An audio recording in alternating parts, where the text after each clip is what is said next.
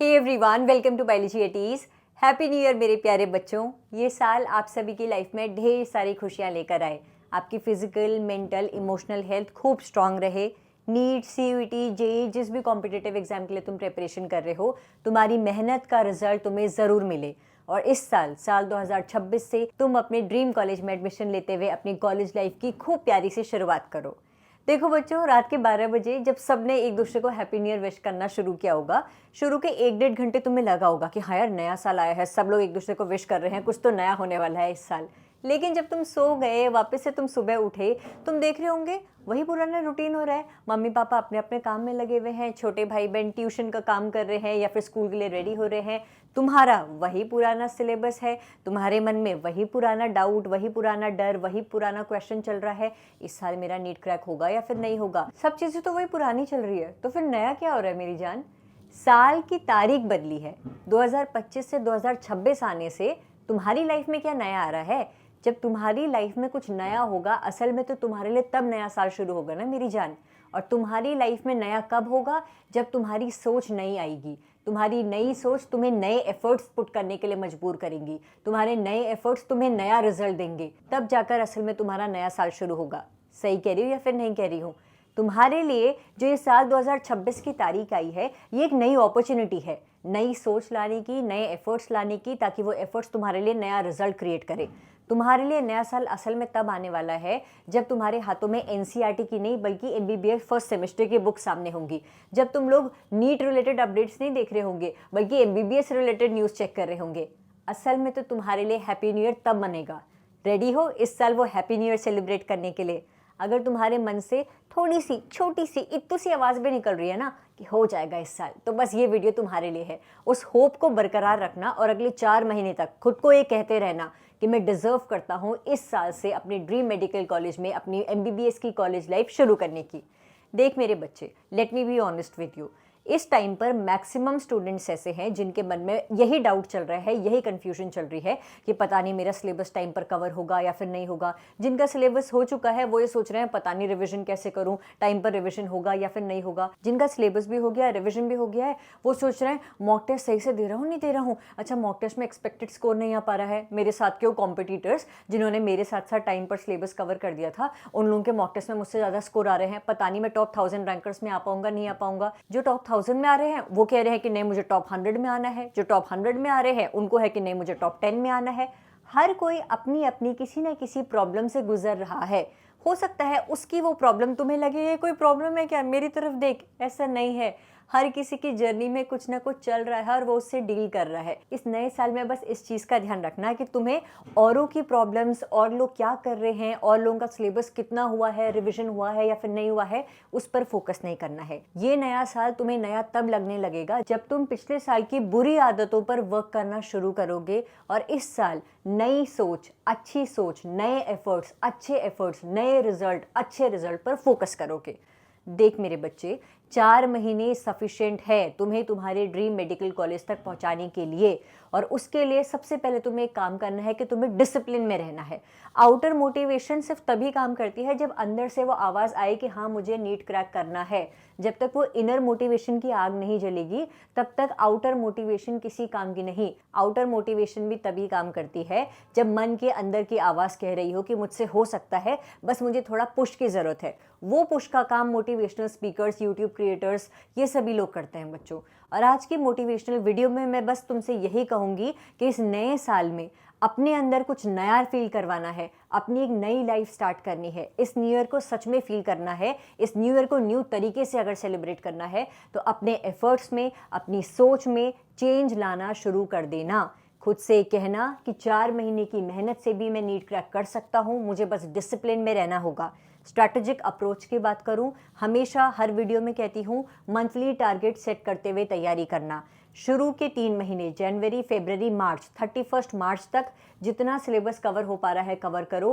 April month में सिर्फ और सिर्फ रिवीजन पर फोकस करना। जितना भी 31 मार्च तक तुमने पढ़ा होगा उसका रिवीजन तुम अप्रैल में करोगे, अप्रैल में रिवीजन भी करोगे और मॉक टेस्ट भी दोगे, ताकि मई मंथ में जितना भी तुमने पढ़ा हुआ है कॉन्फिडेंटली उससे रिलेटेड क्वेश्चंस तुम लोग अटेम्प्ट कर पाओ। देखो, नीट क्रैक सिर्फ टॉपर्स नहीं करते। मैंने काफ़ी ऐसे बच्चों के भी इंटरव्यूज़ लिए हैं जो कि एवरेज स्टूडेंट्स थे, जिन्होंने 9, 10th, 11th, 12th में 70%, 65% ही स्कोर किया है, लेकिन नीट में गवर्नमेंट मेडिकल कॉलेज की सीट हासिल करी है। और अगर मैं उनको पूछती थी कि अगर तुम्हें एक लाइन में अपना सक्सेस मंत्र देना हो तो तुम क्या कहोगे, तो वो कहते थे कि दी मैंने गिव अप नहीं किया, मुझे बस ये था कि जब तक एग्जाम नहीं हो जाता है तब तक तो मैं अपना 100% देते रहूंगा। और यही रामबाण है मेरी जान, यही तरीका है किसी भी कॉम्पिटिटिव एग्जाम को क्रैक करने का। जब तक तुम नीट का पेपर देकर एग्जामिनेशन हॉल से बाहर नहीं आ जाते हो तब तक इंप्रूवमेंट का स्कोप है। तो एंड तक गिव अप मत करो। वो बच्चे नीट क्रैक नहीं करते जो कि टॉपर होते हैं, पहले से ब्रिलियंट स्टूडेंट्स होते हैं, बल्कि वो बच्चे नीट क्रैक करते हैं जिन्हें अपने एफर्ट्स पर भरोसा होता है, जो गिव अप नहीं करते हैं एंड मोमेंट तक, जिन्हें पता होता है कि मैं आखिर तक लड़ता गया तो कहीं ना कहीं तो ज़रूर पहुंच ही जाऊंगा। बस उस भरोसे के साथ तुम्हें तैयारी करनी है, तब जाकर साल 2026 तुम्हें नया सा लगेगा। अगर एक तुम्हारे सामने फ्रूट बास्केट है, उसमें सारे पुराने फल रखे हुए थे, बासी फल रखे हुए थे, उन्हीं बासी फल को अगर मैं किसी नई फ्रूट बास्केट में रख दूं तो क्या वो बासी फल फ्रेश हो जाएंगे? तुम उन्हें फ्रेश फ्रूट्स तो नहीं कहोगे ना। नई बास्केट में नए फल रखे जाएंगे, तभी उस बास्केट को न्यू बास्केट ऑफ फ्रूट्स कहा जाएगा। उसी तरीके से तुम्हारी लाइफ के इस नए साल में असल में नयापन तब फील होगा जब तुम नई उम्मीद, नए जोश, नई होप्स, नई सोच के साथ एफर्ट्स पुट करोगे। प्रॉमिस योरसेल्फ कि साल 2026 को तुम बहुत अच्छा बनाओगे, और उसके लिए प्रॉमिस योरसेल्फ कि तुम अपनी सोच को नया करोगे, फ्रेश बनाओगे, अच्छी सोच के साथ प्रिपरेशन करोगे। हम हमेशा औरों को ब्लेसिंग्स देते हैं, अपने से छोटों को दुआएं देते हैं कि तेरा फ्यूचर अच्छा हो, तेरे एग्जाम में अच्छे नंबर आए, मैं चाहता हूँ कि लाइफ बहुत अच्छी हो तेरी, करते हैं ना, जिससे हम बहुत प्यार करते हैं। तुम्हारा कोई फ्रेंड है, तुम्हारे कोई छोटे भाई बहन है, या फिर तुम्हारे मम्मी पापा जिनकी तुम परवाह करते हो, तुम हमेशा उनके बारे में अच्छा सोचना चाहते हो कि भाई वो हमेशा स्वस्थ रहे, मेंटली, इमोशनली, फिजिकली फिट रहे, फाइनेंशियली ग्रो करे। कभी ये ब्लेसिंग्स तुमने खुद को दी है? क्यों ना इस नए साल की शुरुआत खुद को ब्लेसिंग्स देकर करी जाए। मैं चाहती हूँ आप सभी बच्चे अपना नाम इस वीडियो के कमेंट सेक्शन में मेंशन करो और खुद को ब्लेस करो, एक ब्लेसिंग दो। जैसे मेरा नाम रेणुका अंथवाल है, तो मैं खुद को ब्लेस कहते हुए कहती हूँ कि Renuka Anthwal, may you stay happy, healthy in year 2026।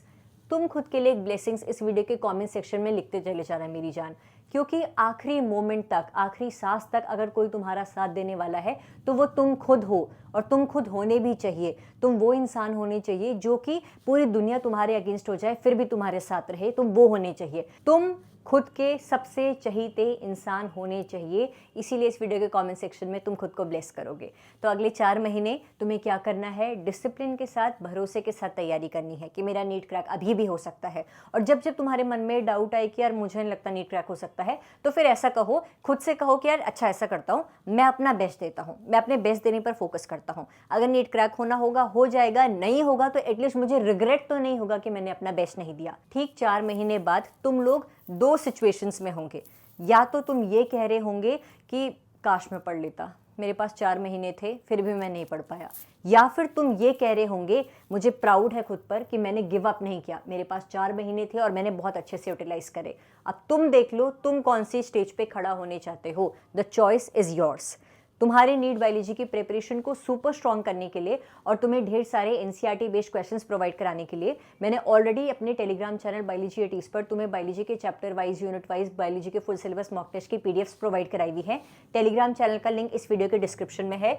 January month में भी हर 3-3 दिन के गैप में मैं आप लोगों को बायोलॉजी के यूनिट वाइज एमसीक्यूज की PDF completely free of cost provide कराऊंगी बच्चों। 3 जनवरी को unit 1 diversity in the living world से ठीक रात 9 बजे, 3 जनवरी ठीक रात 9 बजे तुम लोगों को इस पर्टिकुलर यूनिट की 50 एनसीईआरटी बेस्ड क्वेश्चंस की पीडीएफ मेरे टेलीग्राम चैनल पर मिल जाएगी विद आंसर की। 7 जनवरी को यूनिट 2, 11 जनवरी यूनिट 3, 15 को यूनिट 4, 19 को यूनिट 5, 23 जनवरी यूनिट 6, 27 जनवरी यूनिट 7, 31 जनवरी यूनिट 8।